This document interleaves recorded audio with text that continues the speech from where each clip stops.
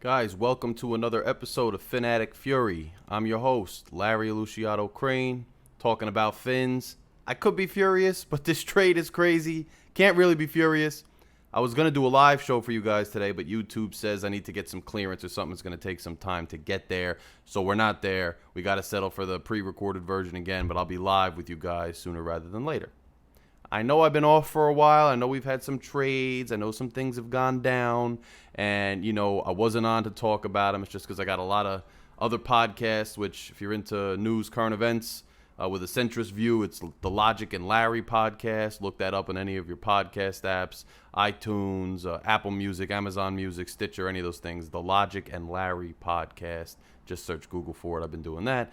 I'm working on a music album. I got a day job. I'm an attorney. So just a lot going on. So I apologize I haven't been on as much as I should.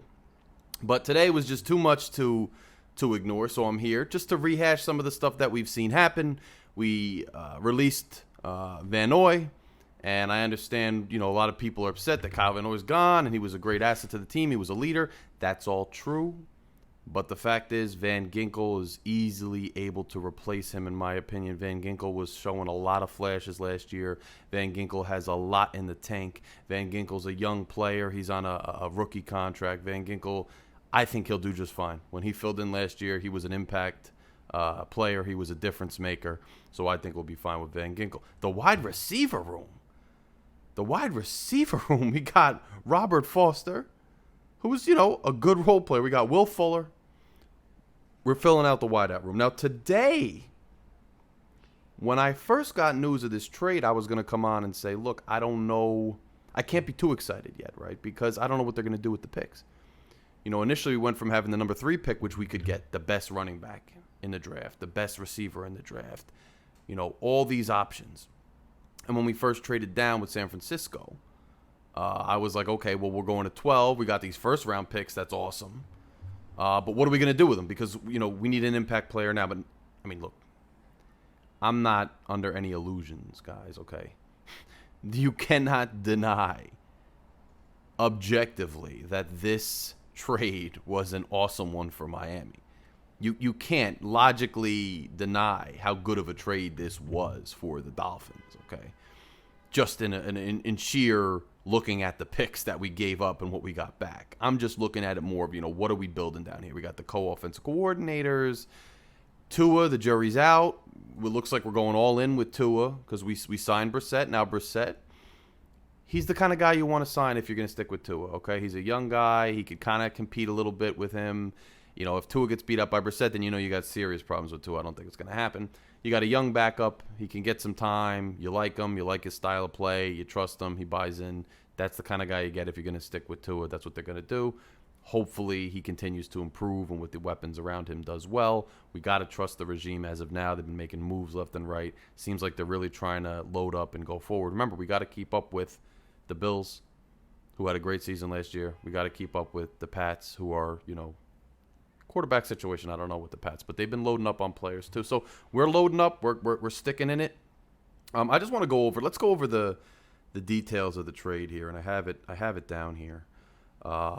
Just before I even break down the trade. So the Dolphins, we traded the number 3 overall pick to the 49ers for the number 12 overall pick this year, and San Francisco's 3rd round pick this year.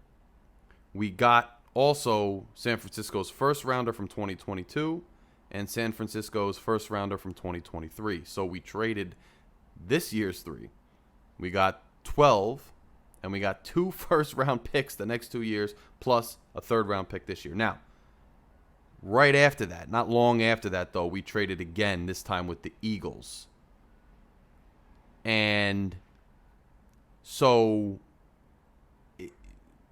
what we did was we traded then with the Eagles. We gave them the 12th pick overall this year. We actually got the 6th pick overall this year. And we also traded away, I think, maybe a 3rd round or 2nd round. The number 100 and something overall pick. Somebody correct me in the comments. But we moved back up to 6th overall pick this year. and we traded our first rounder for next year to the Eagles. So what we did was essentially we moved. If you cut out all the middleman stuff, because we traded our first rounder from next year, or we kept San Francisco's from next year. What we did was we basically moved from number 3 to number 6 this year. We got an extra third-round pick this year. We got an extra first-round pick in 2023. So we got an extra first-rounder in the next couple of years, essentially. We moved down 3 spots, and we got an extra third-rounder this year. So we essentially just kept stockpiling picks. We got more picks. So we're not going to pick 3. We're going to pick 6. Now, that's cool because from 3 to 12, you might not be able to get the best receiver, the best running back, or some other big key piece of pass rusher. At number 6, you could still get one of the best at any position.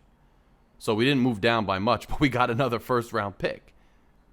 We got 2 again in 2023. I think we got 2 in 2022 because didn't we have the Texans next year too? Or was that this year? I don't know. You guys got... I know, I'm on the fly. But long story short, we got more first-round picks coming. Now, the main thing for Miami is going to be, what do we do with them? Hopefully our quarterback situation, hopefully Tua emerges to be the guy. Hopefully he emerges to be the guy because we need him to be. If he does, I mean, with the picks we've got and the signings we're doing in the salary cap space and the young talent we have on the team, we are building something that's going to be hard to really deal with over the next several years because a lot of teams, like look at Dallas, they get bogged down in the quarterback contracts and things like that, and then they can't afford to build a team around these guys, and then they get as high as they can get, but it's never to the promised land. You look at a place like Tampa or the Pats when Brady was there, and people are taking salary cuts and they're working out their contracts so that they could all play, and they're building a mini all-star team, and all of a sudden these teams go far. So let me just look. I want to just see something. Yeah, so that's what I thought. We already had Texans last year, first rounder, and we had it this year. So we have now 2 this year, and then we have 1 next year, which was San Francisco's, and then we have 2 in 2023. So that's huge, and we have extra third rounder this year now too. So we have a lot of picks. So this year we have the 2 first-round picks, number 6 overall, and then our pick further down. And we have an extra third rounder, and we have another 2 first-rounders in 2023. So we have a lot of ammo if we want to make trades in the future, but we also have a lot of draft capital. This is where Greer, Flores has been a great coach so far, but I still question this offensive coordinator thing. I don't want to get into it again. I already did. I still question this co-offensive coordinator thing, but the way Greer is going about building a team with draft capital, releasing players or trading players that are, have value, getting value back for them. Doing things like, cutting a Van Noy when he's at his prime. You think, well, why am I going to cut a guy like that? Well, the reason is you're paying him a lot. And now you got Van Ginkle who's ready to go, who's cheaper, and you free up cap space, and now you can sign all these receivers and build up on offense. I mean, you got to hand it to Greer. He's had a plan for this team. He's building the team. I think what we all know, and I'll wrap up this video because I know it's a fly-by-night video, but I had to get on and just talk to you guys about the blockbuster trade. I had to do it. I think we can all be excited about this trade. We can all be excited about the moves that the Miami Dolphins are making, and we should be. I think the number one thing that, time is going to tell with this is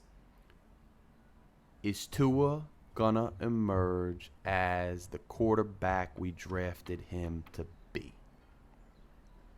If he does, we will probably be a franchise to contend with and a contender ourselves going forward for the next several years with these picks and this low cap space and this young talent.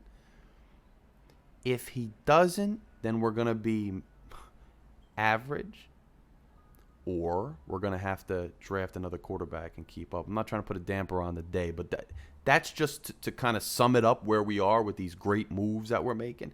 That's where we are. Okay? If Tua is the real deal that we drafted him to be, then the sky is the limit with this staff, with this GM, with these moves, with this positioning that we have with draft capital and, talent and cap space. The sky is the limit for this franchise. So let's hope that Tua is that guy. He's been working out. He's been training. He's been practicing. We're going to see next year. We're going to get a look next year. We're going to see if he's the guy. And if he is, guys, then trades like this. I mean, Miami's not playing. They're obviously building for now, but they're also building for the future. Greer had a plan. He wasn't kidding when he told Ross, we got to tear it down and build it up. He's still building it. It's something to see. You haven't seen it as a Dolphins fan in decades. So it's exciting. It's very exciting. Now, as for the trade, I don't know what San Francisco's doing. I don't know who San Francisco's going after. I mean, are they going after Fields, Wilson? It's got to be one of the two, right? Why would they give up all those picks unless they're going for what they think is their franchise quarterback? I don't know after Lawrence. The drop-off seems pretty steep, but people really like Wilson. So here's a question. I mean, do they know? Are the Jets going to go after Wilson? Are the Jets going to go after Fields? Are the Jets going to say we're sticking with Darnold? Jets are going to go with a tackle. Jets are going to go with something else. I don't know. If their Jets are going to go somewhere else, then it looks like the 49ers, they identify whichever of the two quarterbacks, maybe Wilson, that they wanted, and they're going to go for him, and they're going all out to get him. And, maybe that's it. But San Francisco, I don't know. How do you feel about San Francisco? Their trade. If you're a Niners fan, what do you think of that? Is it the right move? I mean, they paid Garoppolo all that money. Garoppolo didn't really pan out, let's be honest. He didn't really pan out. So now they're going in with this. This is the league we're in, though. Look what Dallas had to do with Dak. We even paid Tannehill. And Tannehill's a good quarterback. I mean, he's taken Tennessee to the playoffs, deep into it a couple times. But we had to pay him, and he wasn't really, what some would think would be the caliber of like a franchise quarterback to that extent. Dallas had to pay Dak. And now you see San Francisco going all out for one of these draft picks. It's just an interesting thing. It's the league that we're in. It's a quarterback-driven league. The way the rules have changed, the way things have gone, it's just such a quarterback-driven league, and that's where we are. Then I'll come back and I'll talk about the TV deal that's coming on the horizon. We'll talk about the draft when it gets closer to draft time. I'll probably do a draft recap, more of a thing than more of a preview, but we'll see. Again, just a lot going on, but I still appreciate you guys. Please click the subscribe button. I really appreciate it. I'll go live soon. I think some Sundays will be going live after the games. It'll be fun. Again, I appreciate you guys tuning in. I appreciate you guys talking to me. Always love your comments, so drop a comment below. I'll talk to you again soon. Let's keep following this. Fins up. Let's go. And I think the future is very bright. So enjoy the nicer weather, too. I mean, I'm in the Northeast, so it just got nice here. If you're in Florida, it's already nice probably. But, hey, enjoy the weekend, guys. Talk to you very soon. Go Fins.